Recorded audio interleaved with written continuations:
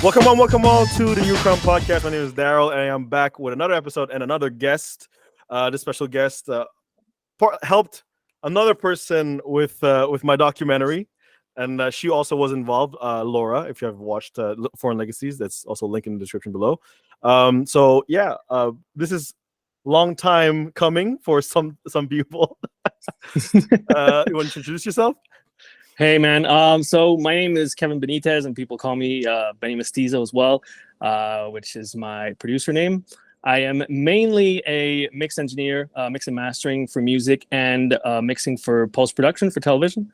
And I also do music production and a little bit of writing for artists. Mostly the writing really comes whenever I'm producing with artists. Some writing can get involved. I wouldn't call myself mainly a writer, but that's mainly what I do. So what got you into that, like that industry in the first place? Was it always something that you wanted to do, or was it kind of like you fell into it because you naturally had a gift for something? Well, I think it started off when I was young. So growing up, I didn't grow up with my dad, but my dad was a musician. My dad was a drummer in a band. He was a drummer in a band in the Philippines. They moved to Japan, then moved to Hawaii, and then ended up in the mainland in the U.S. Went across the U.S. and ended up in Daytona Beach, Florida. And that's where my mom, who was working for the Montreal Expos, ended up meeting my dad because all the baseball teams in the Major League Baseball back then, I don't know if they still do it, but all their training camps were in Florida in the summer. So she since she had time off and everything, she would go down there too. And that's where she met my dad, who was playing in a band back when nightclubs had cover bands instead of DJs. Okay. So I think growing up, I mean, I was in contact with my dad, but he was still living in the US. And then when I was like, I think 7, he moved back to the Philippines. So we were still in contact and everything, but my mom would tell me a lot of stories about his life as a drummer, I guess. And so I kind of always had that interest in music in terms of having a role in music. And it's weird, man. I started off after that when I was in high school in like CJEP, I was rapping and producing. Actually, I started rapping first, and back then we didn't have BeatStars or stuff like that. It was a lot harder to find instrumentals, so I was like, I mean, I might as well learn how to make beats. So I started producing like that, and after that, when I was in CJEP, they had a recording studio there, and I was like, I asked around. I was like, is this for like classes and stuff? They go like, no, this belongs to the student union. And I went to the student union, and they said, oh, you can apply to be a director for the recording studio. And I was like, how does that work? And they said, well, there's elections, you just give your name. And like they had like 4 spots open, I think, and like I think 2 or 3 of us gave our names. So like I got in like by default.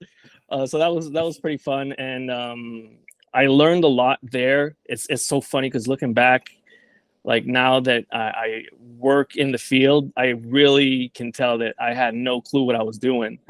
But that's kind of the fun part is that discovery of something that, looking back, you're like, that's my career now. That's my job. And so I started getting meeting actually local artists in Montreal that I would talk to and say like, oh, you have access to a studio and everything. So like I ended up one of the artists that I ended up working with that came to the studio was Impost from a group called Mazayan. They're a legendary group on the French scene here in Montreal, the Pioneers. They worked with they had a song with Wyclef back then. Yeah.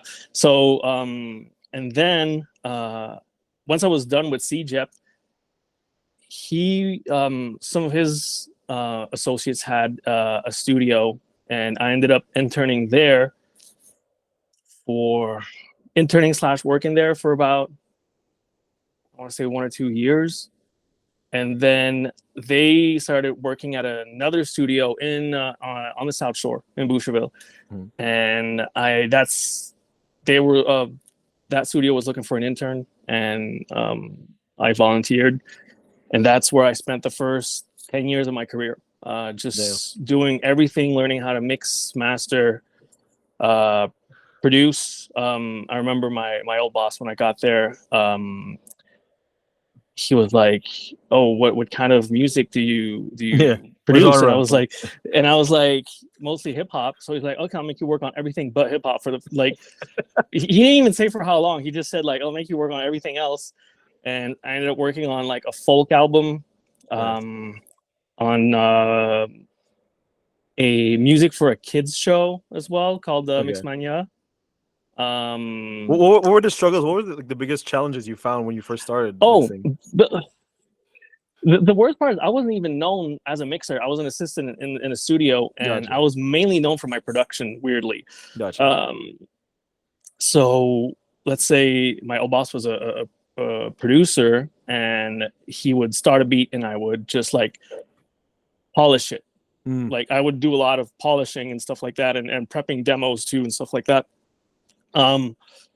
And so I'd say that's a good question. So the challenges were to learn how to learn fast. To adapt quickly. Exactly, because when you're used to making one genre of music, you already know you're in your comfort zone. But like, I remember back then, we're talking like 2012, 2013, like when Skrillex was big. There was this pop artist in France who was a major pop artist at the time.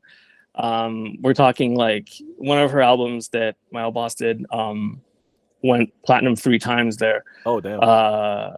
She was like, she wanted a dubstep bridge on one of her hooks. I mean, on one of her songs.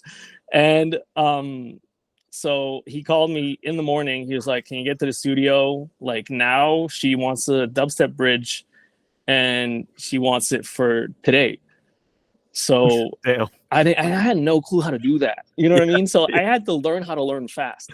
I had to learn how to adapt. And to this day, I'd say that was a challenge early on in my career that became something that was very useful into me being able to do a lot of different things in the field that I work in.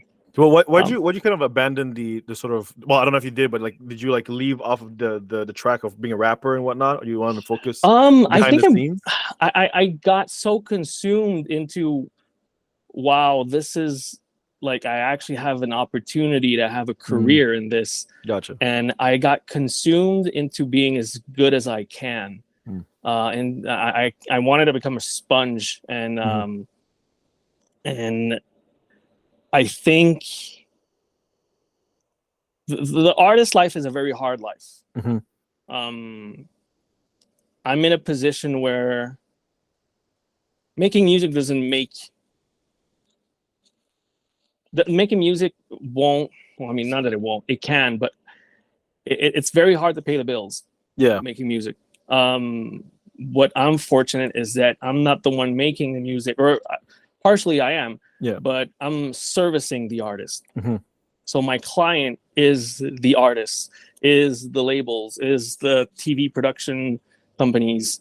So I still get to be able to have a much steadier career, and I'm saying that now because I'm 35, and I'm happy that that's the case. My answer probably would have been different when I was in my early 20s. You know what I mean? I would have been like, but it's I'm happy that things went the way they did. Nice. And but it happened very naturally too. That's why it wasn't like no one said give it up.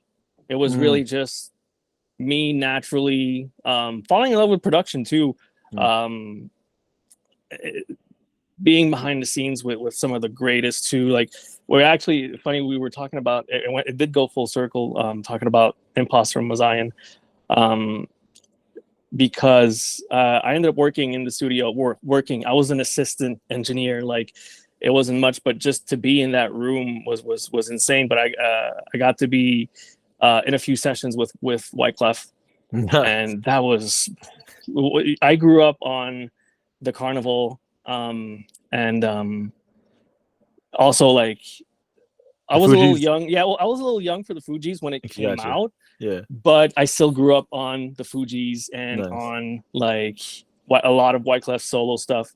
So what's it like working with like a big caliber artist? One of the best moments in my life was so the studio where I was working had two rooms. It had a main mixing room upstairs, and downstairs was like it was kind of like an apartment sort of, because it was like there was a workstation there and there was also a kitchen next to it. That's where, like, you know what I mean, like a coffee machine if the like the clients wanted coffee or anything. There was a fridge, all that, but you had to go through that to get to the bathroom. And in one of the sessions with Wyclef, I was working on a beat downstairs, and he ended up having to go to the bathroom. And coming back from the bathroom, he just sat down on the couch, and I was just working on a beat, and I was like, okay, I got to look as professional as possible. I can't be fucking fanboying. And so like, I just like, I just kept working on my beat, and he just sat down on the couch and started bopping his head. I said, hey man, that's fire, man. And I was just like, I can die in peace right now. Like, this is one of my heroes. Like, that's, to me, like, it didn't lead to anything in my career, but just that moment was just so special for me, man. Like, it's like, it's not like he hopped on the beat or anything. It's just like being complimented he liked what you did. Yeah, he liked what you did. Yeah, that was crazy in itself. So yeah, I was really fortunate to have those experiences like early in my career. Yeah. I think those experiences helped me push through the first few years. For when you start off a career, I mean, of course, everyone's career path is different, but when you work in, especially in the studio, I'm not talking about like post-production or live or anything like that, but in the studio, the first few years of your career are usually pretty rough. They're rough in terms of work hours. They're rough in terms of financially super hard. I think those experiences helped me. I got to go to New York too, and help with the pre-production of a concert that Wyclef had. I think it was at SOB's, but or House of Blue. I can't remember which venue, but it was a venue near Times Square. And back then, Wyclef was working at Daddy's House, which was P. Diddy's studio. And like, I got to be in there, and I wasn't doing much. Like I said, like I was still like an assistant. I can't remember if I was an assistant or if I was still an intern even back then. I kind of was like in the middle of like, I think, no, I went to New York. That was the first month that I was actually getting paid. So I wasn't an intern anymore. So I was an assistant. Yeah, I was an assistant engineer, but I was there to just help out. Like, they asked me to help out with anything. I didn't do like the whole thing. Like, I don't know if but what would be your dream collab if you were in that studio? Were you actually the main producer? What would have been like I think Wyclef. And I think I might have been because that guy was like, seeing him in the studio, it was so creative. He also didn't give a fuck. Like, he would take like an SM57. I don't know if you know what those are. They're usually the mics you put like for live, like on like let's say instruments and like guitar amps and stuff like that, and plug it in the console, and then like freestyle some vocals. And then like, I remember my old boss would be like, oh, he's doing like just like to keep the idea and everything. And the engineer like, no, he's probably gonna keep those for like freestyling like the whole main thing. vocals, and he's freestyling and the speakers are on and everything, and like he doesn't care. Like, I was like, man, like, it's just like someone so creative um, was pretty jaw dropping, and I think his creativity was really unique. And I would say that would have been my dream collab back then. Has there been like a situation where like you and the artist perhaps didn't like mesh well, or like the genres weren't like the ideas were clashing with each other, or you kind of had to like navigate through it? It's happened. I'm not gonna name any names. It was mostly, it didn't happen a lot, but it did happen a few times, and that's okay. That happens. So what was your advice? What was your tactic to like kind of? Well, it was weird because it was back when it hasn't happened ever since I've been doing freelance work. But my old boss kind of took care of it, but it wasn't just issues. It wasn't really issues with me per se. The sessions were taking long, I think, and I think there was a lot of back and forth between my old employer and that artist.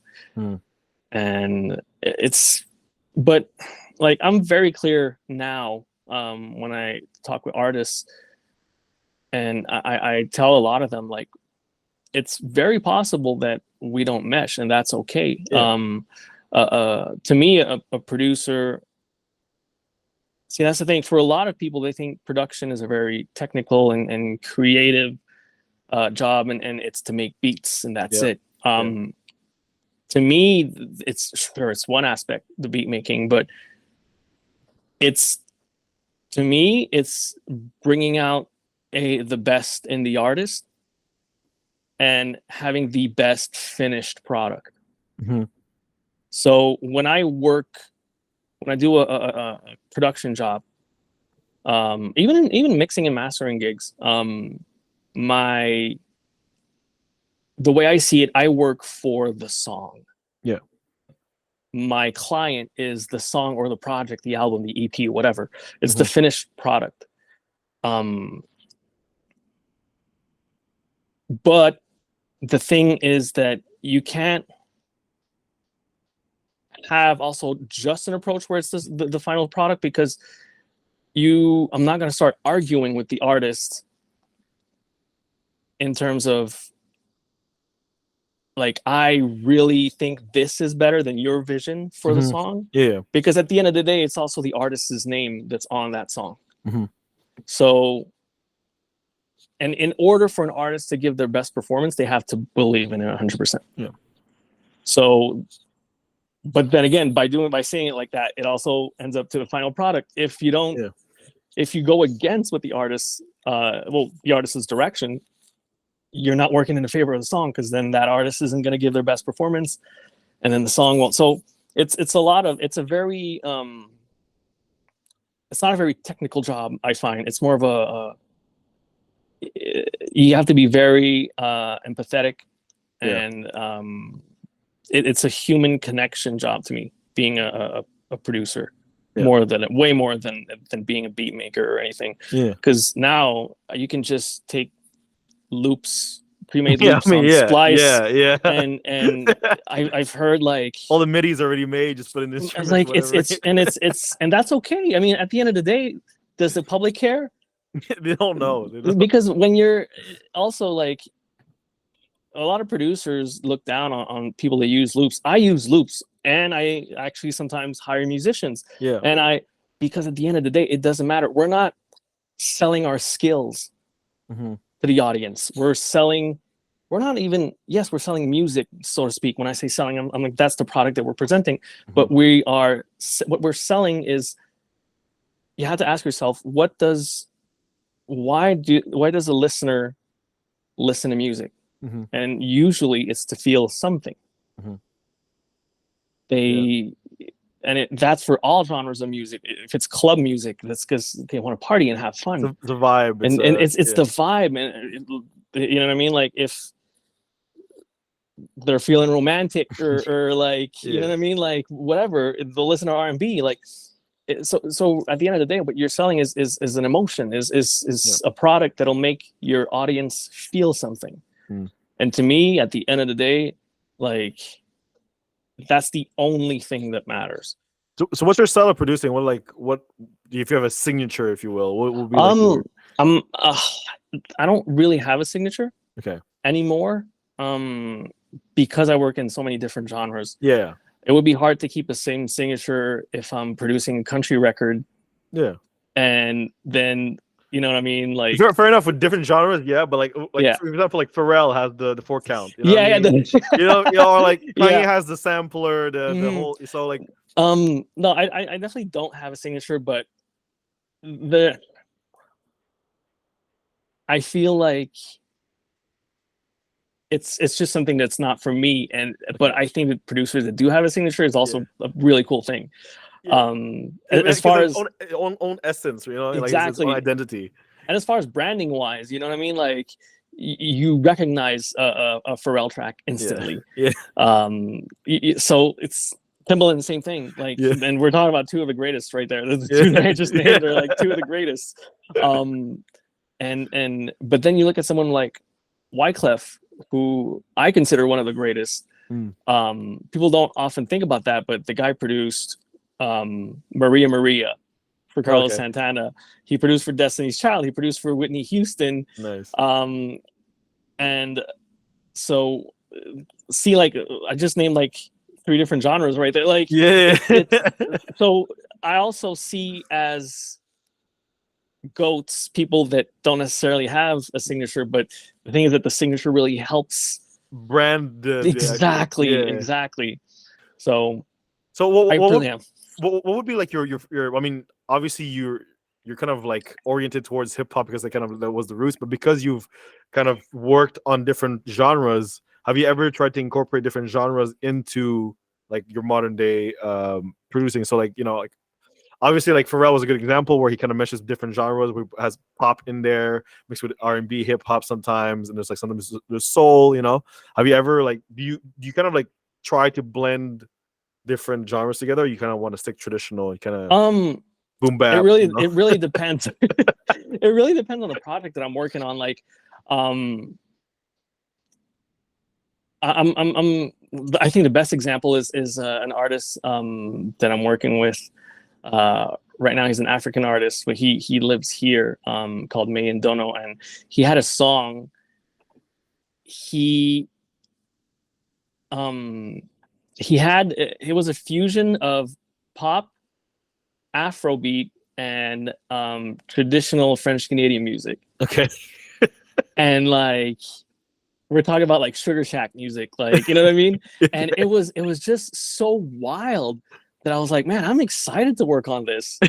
Like, I'm like, he's like incorporating like traditional rhythms from his country, and mixing it with, and I was like, man, I'm so excited to work on this. Like, it's just like, it's so like, no one's ever done that. Yeah, it's experimental. As far as I know, no one's ever done that. It's experimental. It's avant-garde, if you will. Yeah.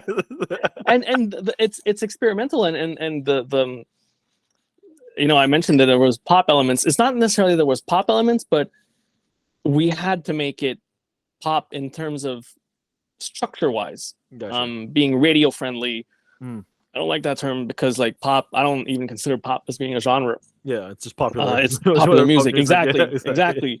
So, we had to make it pop in terms of structure and length and of the song, and also feeling. To me, like, a pop structure isn't necessarily just like the exact structure: verse, pre-chorus, chorus, verse, pre-chorus, chorus, bridge, chorus, outro.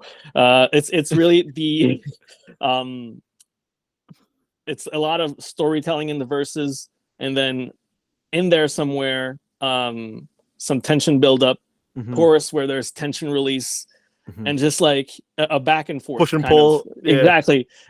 So that's when I say like the pop elements in that song was really that pop feel that I wanted to give to it, and that was a lot of fun. So I like working on projects where it's more than one genre, because the real challenge is not making it sound like it's half of one and half of another. Yeah. Because then you're not you want to blend. You want it to exactly, blend, and you want to commit to the elements. Yeah. You want to commit. You don't want to sound like, oh, I tried to do this. You were like, oh, damn, he pulled it off. Yeah. Like the best example I can give was Avicii song, So Wake Me Up When It's That was insane. When I heard that, I was like, get the fuck out of here. What is this? Like he managed to mix country and EDM and commit to it. Yeah. Like commit to both. And then you realize that the singer, the vocalist on it wasn't even a country singer. He's the same guy that's saying, I need dollars, dollars, dollars is what I need. Like, I was like, what? Yeah. So that's the challenge to me of and the beauty of mixing genres is really to make it so that it doesn't sound like half and half. Yeah. And you're not diluting anything. The country elements in there were full on country, and the EDM elements were full on EDM. What's your impression of the music industry right now? As like how I love it. How it's run, how it's the behind the scenes also. Because I feel like the music industry right now is being democratized, where the playing field's leveled out more than it's ever been. I mean, sure, like labels still have a huge advantage, but if you look at an artist like Russ, for example, who writes, produces, mixes and masters his own thing. Like I know he says it in every single interview, and some people like it bothers some people, but like you gotta respect the guy. Like it's he's independent. He's the definition of independent. And like the same thing happened when Macklemore came out with his debut album. Like I was like, I told people, I was like, I don't think you guys understand how much money these guys are making. They were like, oh, why? I'm like, him and Ryan Lewis are independent. Yeah. No label. They had they signed like for distribution, I think, with Warner, if I'm not mistaken. But like there's no middleman. Like the record label, if you want, is just them. Yeah. And then they hire people to do the job that a staff from a record label would do. Because all a record label really is, when you break it down, they're a bank. Yeah. You know, like when rappers talk about like they got their advance, it's not money that's given. It's an advance. They have to pay that back. You know?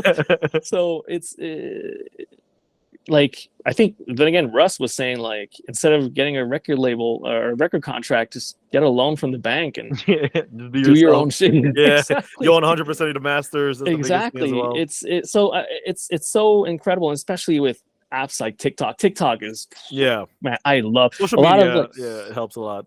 A lot of people, mostly people a little bit older than me, hate on it, but man, I think it's so amazing for like artists mainly. Well, not mainly, but like art.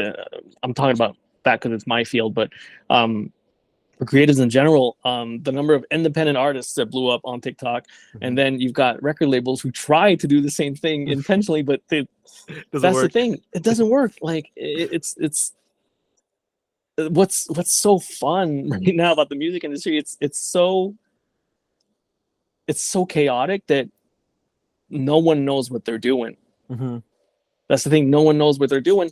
So it's like big record labels put like hundreds of thousands of dollars into marketing sometimes, and like someone that's doing an album in their room is gonna have as much success. Do you think eventually like it'll come down to the record label will just come disappear, or they'll always be an intricate part of the industry? I think they'll always be there, just in a different form. I think because I always tell artists that want to stay independent, I said, if you want to look at a business model to take, it's look at what the influencers are doing. And I think eventually record labels are going to become more like maybe focused on management. The same way that you see a lot of influencer management companies. Because man, people shit on influencers. I think it's a beautiful thing, because a lot of people say, oh, they don't have talent. I'm like, first of all, that's not true, because like a lot of them, like shoot their own videos, edit their own videos. There's a lot of creativity behind it, but they're showing every other creative the blueprint of how to independently market yourself. Like I'll tell like music artists, like, you say that there's no like actual substance, no product that they're pushing, so then do the same thing they're doing, but you actually have substance. Like, then it should be just add on. It's easier, yeah. Exactly. So I think that's mainly what, like, sorry, going back to your question, as far as record labels, I think, in my opinion, but I could be wrong, because like no one knows what they're doing, and no one knows what it's going to look like in 2-3 years. So it's really hard, especially when you mix in AI with all that. But I feel like nowadays music is very much like on a shorter side. Like the length of it is much smaller. Like it's like a minute something. And I feel like nowadays, like, because of the accessibility, it's oversaturated, so it's a lot harder for people to actually like want to make long, meaningful albums to matter. You know what I mean? I think in as far as Canadian artists, you'll see a lot of artists making albums, but the reason is because you need albums for grants. Yeah, you need albums or EPs for grants. But now, like, the grant funding organizations are starting to open their doors for singles. Okay. But it's still pretty slow, and a lot of people complain about grants. A lot of people say that, like, it's kind of backwards thinking to rely on the government for, to make your music. I got two answers for that. The first one would be, first of all, most artists that I work with that try to get grants, if they get it, good. If they don't, they're still going to make the music, just with less budget. You know what I mean? So I don't. Well, maybe there's artists that are waiting for grants, but as far as the artists that I work with, I haven't worked with a single artist that has waited for a grant and not made the music if they didn't get the grant. I was like, if you get it, good. If you don't get it, whatever. And I saw some people saying, like, oh, like, Canada's the only country having grants and, like, financing their music. That's so weird. I'm like, no, it's not. And we have the biggest example of the biggest success story as far as the government investing in their arts, and it's South Korea. K-pop is government funded, and like, is anybody complaining about that? But they have a different approach to it, where the music that they're making is an investment, because there's a return on investment, but it's also a different market. It's also a different market. It's a different market, but it's also that they're exporting their music now. But that investment took, I don't know, maybe 20, 30 years for it to have an actual return on investment for the country. But now, like, it's insane. Like, there's like a military, what do you call that in South Korea, where you have to be an obligation where you have to be there once you're 18. The government was debating amongst themselves should they give BTS a pass, because if they don't make music for the time of their mandatory military service, they're actually going to lose money, billions of dollars. So, like, that whole debate was crazy. And I think what they ended up doing was ended up making more music in a short amount of time, so that it could be released throughout their military service. Gotcha. Like, the members themselves said, okay, we'll serve and we'll just make more music so you guys have it in the vault. So that's insane. Like, it's so but it's a good collaboration. It's a good collaboration, though, because, like, most of the time, like, artists, unfortunately, they have to fend for themselves to kind of compete against each other, whereas they're kind of like, well, not only are they a collective, as like, for like BTS, for example, or other K-pop groups, they're also kind of subsidized by their government to kind of like, hey, let's kind of like show the world that that Korea has something to offer. Yeah, exactly. And so as a nation, we will show something. It's not as like an individual, whereas like, I don't know, Celine Dion or Exactly. Whereas Canada, the problem is that it's because culturally Canada is so culturally Canada is so similar to the US. Yeah. there's as much difference between, like, let's say Ontario and New York as there's differences between the state of New York and the state of Florida. You know what I mean? Like it's so, and a lot of people, I know a lot of Anglophones here, and even like in the rest of Canada, like to shit on the French part of Quebec. But when you really think about it and you try to remove yourself and you try to be as objective as possible, without Quebec, Canada is America. It's exactly with a different currency. Yeah. But that's the thing. That's what I'm like, because we have the access to the French like audience, we could also tap into Europe, to France, talking Belgium. You know what I mean? We have so much more than just America. We have like Europe, because of that's amazing, man. Like I was fortunate enough to go work in Paris, and work with like 3 major French artists when I was working at the studio on the South Shore, and that whole market, and what it made me realize is that everyone, it's like a rat race towards the American market. And I'm like, no, man, there's so many other markets out there. And like, there's a way to have a career, even if you're not huge in the States. Like it's people think that it's the only way, when like, again, I'm going back to Russ, but like Russ, a lot of people laugh at him in the US, but he sells out shows in Dubai. He sells out shows in all across like Asia. And even in the US, I think he sells out a lot of shows still there. Big. But, like, Big, yeah. He's still pretty big, but like when I've seen like some of his shows in the Middle East, and I'm like, damn, like festival crowds, insane.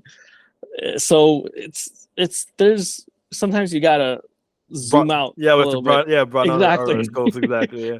And also this goes back to your other question before, like in terms of the music changing and not having to do albums and stuff like that. The thing I would add to that is also, I think people wanting to make music for everyone is going to be smaller and smaller, because music is also very niched now. So you're going to see more and more niched music, especially coming from independent artists, because that's an incredible way to have a career. When you do something really unique, you tap into something where automatically you have a lot less competition. Well, it's what I like about Drake, because Drake allows exposure to those kind of niches. Like Afrobeat wasn't that big, Jersey Club wasn't that big, and then he brought it in. Drill, UK drill, I was kind of like, I was on there, and then he brought it here, grime as well. So I was like, wow, like artists like him. Like there should be more like big artists like that to like kind of broaden out the scopes and kind of like explore other genres, subgenres, whatever. To kind of like get things rolling again. For sure, artists, and create. A lot of people like to hate on Drake for a lot of things. He's a meme, that's why he's popular. Like when you like look at like his career so far, it hasn't been a bad thing for him to be a meme, because like. He's gonna go down in history as like one of the greatest of all time. Like, absolutely, especially in terms of numbers. Like, I know we compete. Exactly. And you've seen so many like different eras of Drake. My favorite album is to this day is still Take Care. Okay, but it's not necessarily the same answer for you know what I mean. Like he managed to less, I guess, in the later years. A lot of the products have been similar to one another. They're more like playlists, rather, like, but they're less like albums. Like I think Views was his last like real attempt at an album, and it kind of like like everyone didn't really like it, so we're like, you know what, whatever. I'll just put literally a playlist afterwards with more live. And he can afford to do it because he's big now. Exactly, like it's not. And you don't see a lot of concept albums anymore. One of the few artists that sticks with concept albums is The Weeknd. Where it's a different character every, you know what I mean? Like it's storytelling. Like that's what I love about those type of. So man, that's it reminds me, not in the genre, but it reminds me in spirit a lot of what Lady Gaga was doing. Even Michael Jackson. Like it's having like.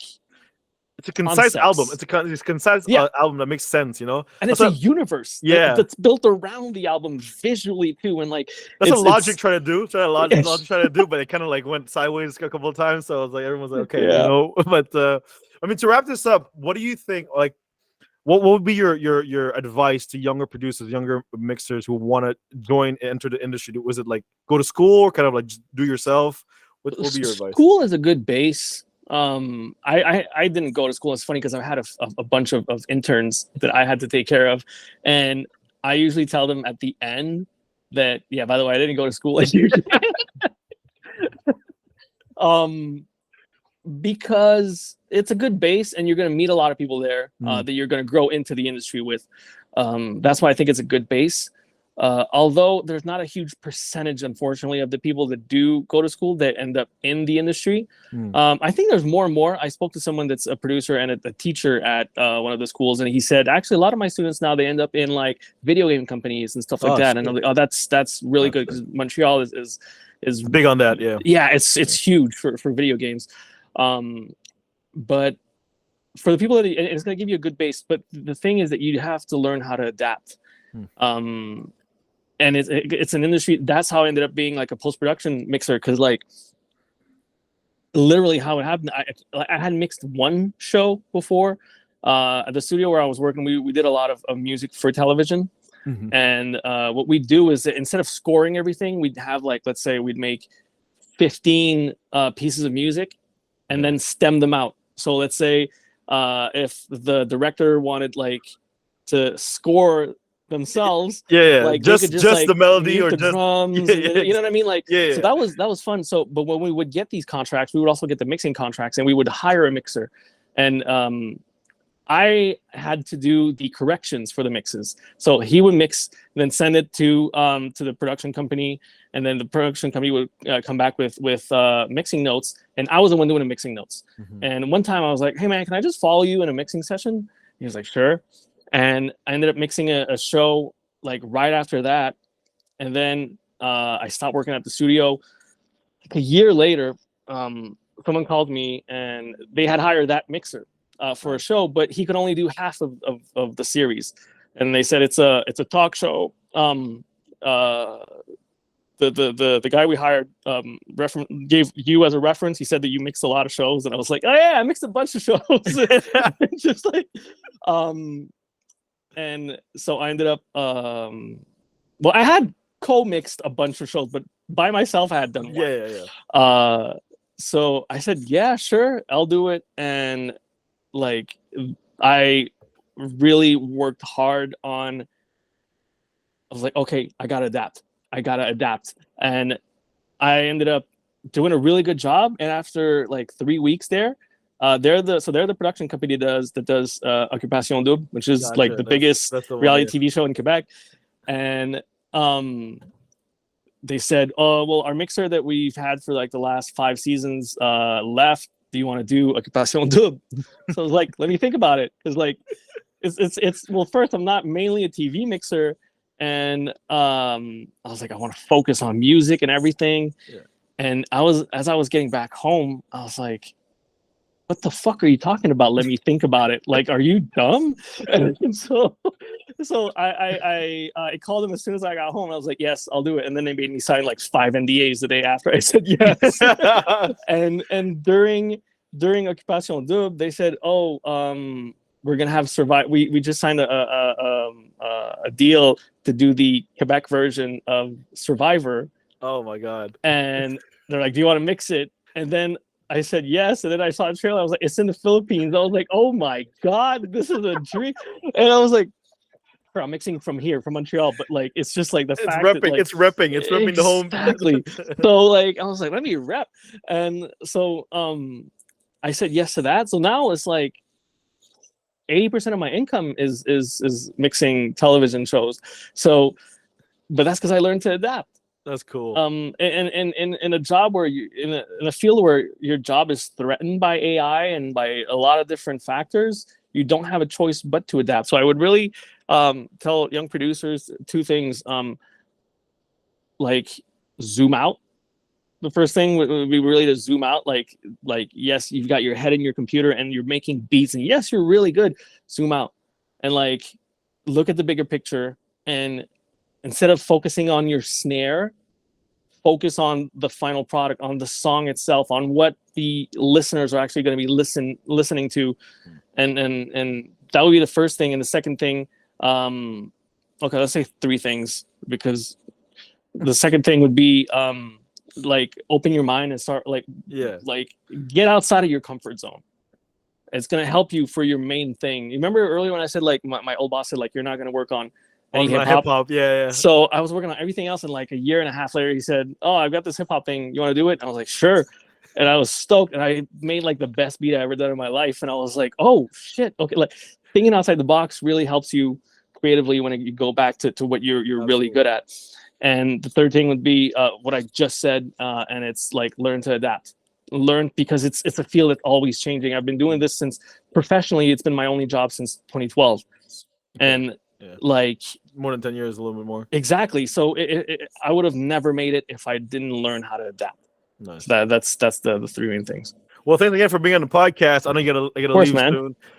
If you're up for it, we could do a part 2, because I have more questions I want to ask you. So I'm down. Maybe sometime next week we could go for a part 2. So you guys stay tuned for part 2. I'm definitely down. And yeah, man, subscribe, like, and I'll link. You have any projects you want to promote or anything so far? Well, at the moment, I'm mixing a Compassionate Dude right now, and I'm mixing Survivor Quebec after that. In February, I don't have any projects right now that I'm promoting. That's fine. Some of them I can't talk about. That's fine. That's fine. Follow me, and you will know about a few projects. I'll link it. I'll link it in the description below. All right. Sounds good. See you guys next time. All right. Peace. Take care.